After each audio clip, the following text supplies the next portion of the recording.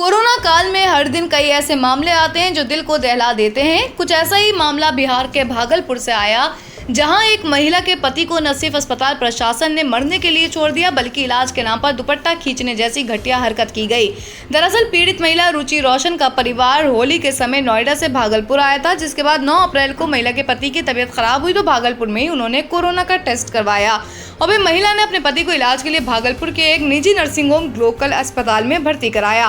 लेकिन यहाँ महिला और उसके पति के साथ जो हुआ वो आपका दिल दहला देगी। महिला ने आप बीती सुनाते हुए कहा कि मेरे पति बेड पर थे और वहाँ के कंपाउंडर ने मेरे पति के सामने मेरे से छेड़खानी की। इतना ही नहीं, न वहाँ पर कोई पानी देने वाला था, ना ही ऑक्सीजन लगाने वाला। जब हम लोग डॉक्टर नर्स के पास जाकर कहते थे कि पेशेंट की हालत खराब हो रही है, तो वो कहते थे कि मरता है तो मरने दो, और आखिरकार महिला के पति ने दम तोड़ दिया। आप खुद ही सुनिए महिला की पूरी आप बीती। क्या क्या हुआ है, किस अस्पताल में हुआ है? सर हम लोग नोएडा में रहते हैं, मैं और मेरे हस्बैंड। अभी होली में हम लोग बिहार आए हुए थे सर, होली मनाने के लिए पूरी फैमिली का गेट टुगेदर था। 9 अप्रैल को मेरे हस्बैंड की तबीयत ख़राब हुई, फीवर हुआ उनको काफ़ी तेज़। हमने कोरोना का 2-2, 3-3 बार टेस्ट करवाया, नेगेटिव आया। RT-PCR के लिए दिया तो वहाँ पे भागलपुर में, सर भागलपुर में थे हम लोग, वहाँ पे 1 दिन 2 दिन वेट करते करते 10 दिन तक रिपोर्ट नहीं आया। फिर हमने नोएडा के एक डॉक्टर हैं उनसे कंसल्ट किया, वीडियो कंसल्टेशन से। उन्होंने बोला कि CT चेस्ट करवाना है। हम लोग भागलपुर गए और CT चेस्ट करवाए तो उसमें उनका इन्फेक्शन आया। 60% लंग्स उनका उसमें इन्फेक्टेड था, डैमेज नहीं था, इन्फेक्टेड था बस। बाकी लंग्स का हर चीज़ परफेक्ट था, सारा चीज़ नाक का, गले का सब कुछ नॉर्मल था, उसमें रिपोर्ट में था। फिर हम लोग नेक्स्ट डे ग्लोकल हॉस्पिटल है भागलपुर में, ग्लोकल हॉस्पिटल लेके आए, वहाँ पे एडमिट कराया हमने ICU में। मेरी मदर की भी तबीयत ख़राब थी, मेरी मम्मी और मेरे हस्बैंड दोनों एक साथ एडमिट हुए। वहाँ पे इतनी लापरवाही हुई उनके साथ, इतनी लापरवाही हुई। डॉक्टर्स आते थे बस विज़िट के लिए, 10 मिनट देख के गए। उसके अलावा जितने भी वहाँ पे नर्स थे, कंपाउंडर्स थे, सारे के सारे जल्लाद थे सर। कोई दवाई तक नहीं देना चाहता था पेशेंट। मेरी मदर टचवुड बेटर कंडीशन में थी थोड़ी, मेरे हस्बैंड बोल भी नहीं पा रहे थे उस समय तक, इशारे से पानी का ऐसे बताते थे, लेकिन कोई उनको पानी नहीं पिलाता था सर। वो मुझे हार के फ़ोन करते थे कि पानी पिला दो। जब मैं अंदर जाती थी तो ये लोग हल्ला करते थे कि क्यों जा रहे हो अंदर। फिर भी मैं जाके उनको पानी पिलाती थी, जूस पिलाती थी। रेमडेसिविर इंजेक्शन का नाम आप लोगों ने अभी तक सबने सुन लिया होगा कि कितनी मुश्किल से मिल रहा है। डॉक्टर ने वहाँ सजेस्ट किया, मेरे 2-2 पेशेंट थे वहाँ, हमने बहुत मुश्किल से अरेंज किया। जब वो इंजेक्शन मिला तो एक दिन रात को जब इंजेक्शन देने लगे, हाफ इंजेक्शन फ्लोर पे गिरा दिया उन्होंने। हमने कहा कि इतना महंगा इंजेक्शन है, इसी का असर होके ठीक होते ये आपने कैसे गिरा दिया। उन्होंने कहा कि 50,000 का भी गिरा देता ना तो तुम कुछ नहीं कर पाती अभी। हम लोग चुपचाप वहाँ से सर हट गए।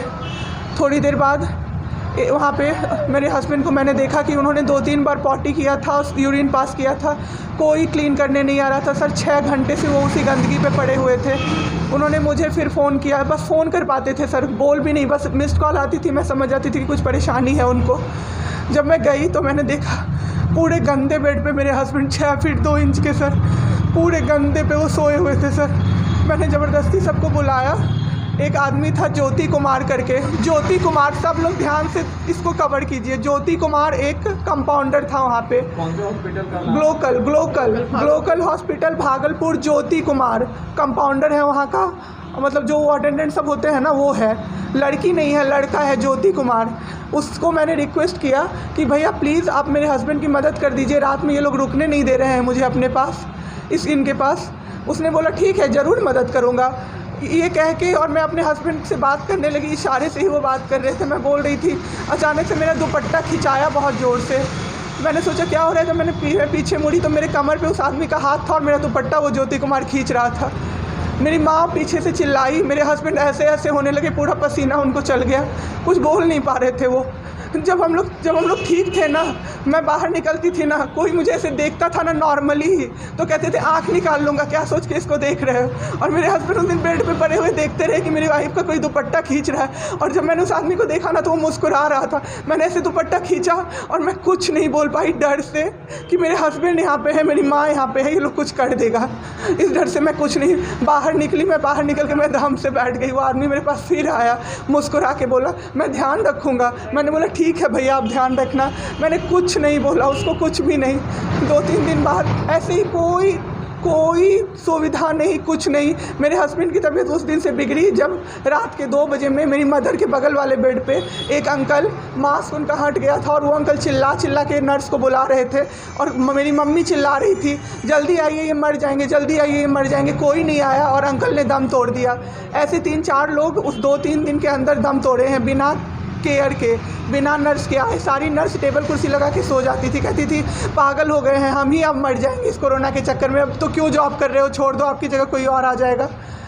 उसके बाद वहाँ से बाई पैप वहाँ उस हॉस्पिटल में नहीं अवेलेबल था। मेरे हस्बैंड की तबीयत एक दिन बहुत ख़राब हो गई, उन्होंने मायागंज रेफ़र कर दिया, भागलपुर मायागंज हॉस्पिटल। हम लोग जब भी मायागंज आए, मायागंज की और हालत ख़राब, आईसीयू में 4 बेड था। मेरे हस्बैंड के बगल वाले बेड पे 4 लोग 6 से 7 घंटे में 4 लोग ख़त्म हुए। क्यों ख़त्म हुए?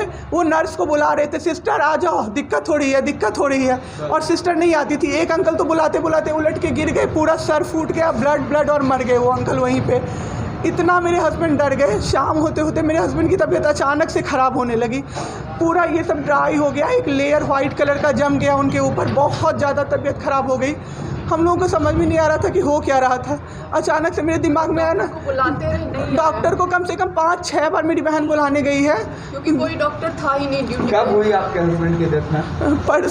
परसों। सुनिए मेरी बात, पहले पूरी कहानी मेरी सुनिए।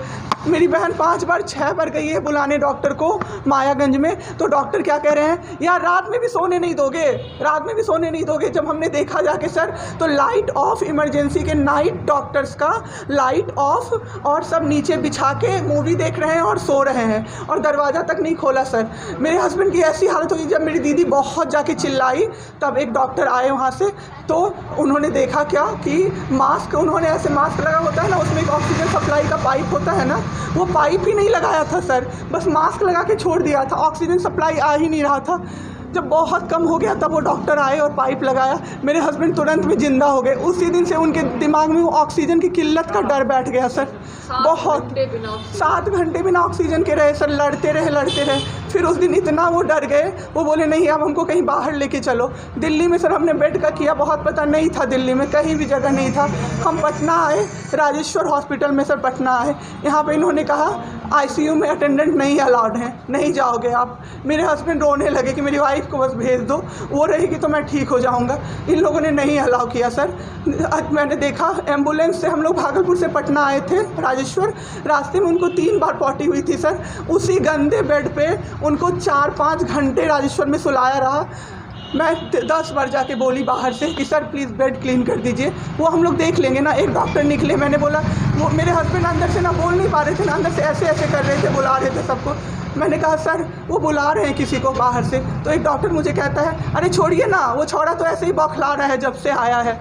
मैं उस समय कुछ नहीं कर पाई सर। उसके बाद उनका ऑक्सीजन लेवल जब 37 हो गया, तब मेरे साथ मेरी दीदी थी, मेरे जीजा जी थे और मेरे जेठ थे।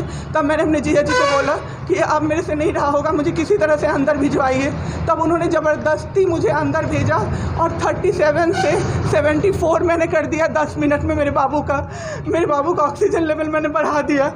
उसके बाद इन लोगों ने मुझे बोला, मैंने बोला सर अटेंडेंट अलाउड है, सारे के अटेंडेंट बैठे हुए थे। तो एक डॉक्टर ने मुझे बोला अटेंडेंट अलाउड नहीं रहेंगे तो कैसे काम चलेगा, सब तो कोरोना से बीमार पड़ रहे हैं, हम लोग कितना देखें, हम लोग क्या मर जाए खांसते सबको देख के, बैठिए चुपचाप और देखिए।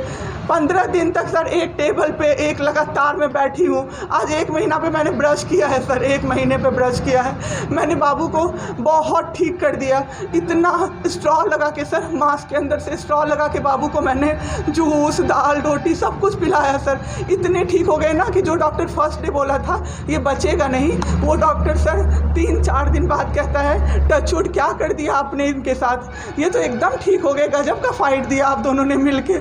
मुझे क्या पता था कि मैं फाइट दे रही हूँ और ये लोग मेरे बाबू को ख़त्म कर देंगे। इतना ऑक्सीजन का किल्लत सर, मेरा बाबू डर गया बहुत ज़्यादा। ऑक्सीजन सिलेंडर देखता था और कहता था हाँ वो ख़त्म हो जाएगा। मैं कहती थी नहीं ख़त्म होगा बाबू। 1.5 घंटे के लिए सर ऑक्सीजन सप्लाई बंद रहता था। बाद में हमें पता चला ये लोग ब्लैक मार्केटिंग कर रहे हैं अंदर में ऑक्सीजन सिलेंडर का। जो अस्पताल वाले हैं ना, वो ऑक्सीजन सप्लाई बंद कर देते थे ताकि बेचैन होकर लोग खरीदे उन्हीं से, हम भी खरीदे सर, मैंने भी खरीदा। क्या करते हमें भी तो चाहिए था। परसों सर सुबह में हमारे पास एक ही सिलेंडर था, पाइपलाइन बंद हो गया, मेरे हस्बैंड को बाईपैप लगा हुआ था, उनको 2 सिलेंडर से जाना था, एक ही सिलेंडर था। सिलेंडर मांगते मांगते कहीं नहीं मिला सर, मेरे हस्बैंड ख़त्म हो गए। वहीं महिला द्वारा लगाए गए आरोप पर कांग्रेस विधानमंडल दल के नेता अजीत शर्मा ने कहा कि इस घटना ने पूरे बिहार को शर्मसार कर दिया है। मुख्यमंत्री को ऐसे दरिंदों के खिलाफ जांच कराकर सलाखों के पीछे भेजना चाहिए। बेचारी महिला अपने पति और माँ को लेके ग्लोबल हॉस्पिटल जाती है इलाज के लिए, और वहाँ पर कोई इलाज नहीं होता, ऑक्सीजन सिलेंडर नहीं मिलता, उसका ऑक्सीजन लंग्स इन्फेक्टेड है, सीटी स्कैन को जो पता चला है, और कोई इलाज नहीं। ऊपर से वहाँ पर वो बताई महिला ने अपने बाइट में, मैंने देखा सोशल मीडिया पर और मीडिया पे, उसका एक कंपाउंडर है ज्योति करके, उसने उसका आंचल खींचा। इससे बड़ा बदतमीजी, इससे शर्मसार करने को बिहार का क्या हो सकता है। उसके बाद वहाँ पर इलाज तो हुआ नहीं, फिर उसको ट्रांसफ़र कर दिया गया, रेफ़र कर दिया गया महाराजगंज हॉस्पिटल में। वहाँ भी वो कह रही है कोई ऑक्सीजन नहीं मिला, डॉक्टर्स को बुलाती थी, कोई देखने वाला तक नहीं है। फिर वो 3-4 दिन में परेशान होके कि हाँ मेरे हस्बैंड की जान चली जाएगी, वहाँ से एम्बुलेंस करके वो पटना चली जाती है रायसोर हॉस्पिटल में। वहाँ भी कहती है कोई इलाज नहीं, किसी अटेंडेंट को घुसने नहीं दिया जा रहा है। जब डॉक्टर को बोलती है कहता वैसे ही बगवा करता रहिए, छोड़िए कुछ नहीं होगा। नो ऑक्सीजन देख के हस्बैंड उसका बुलाता है ऑक्सीजन लाओ, बगल में 3-4 पेशेंट ऐसे ही मर रहे हैं बिना ऑक्सीजन के। मैं माननीय मुख्यमंत्री से आग्रह करूंगा, और वहाँ भी कोई डॉक्टर अखिलेश करके उसके साथ बदतमीजी करने का उस महिला के साथ किया। क्या बिहार यही दिन के लिए आपको सरकार चुना था कि लोग, क्या प्रशासन आपका 16 वर्षों में, क्या प्रशासन के पदाधिकारी कर रहे हैं, क्या डॉक्टर्स की टीम जो हॉस्पिटल में, कंपाउंडर और डॉक्टर क्या बदतमीजी माँ बहनों बेटियों से कर रहे हैं। ये तो पूरे बिहार को शर्मसार करने की बात है।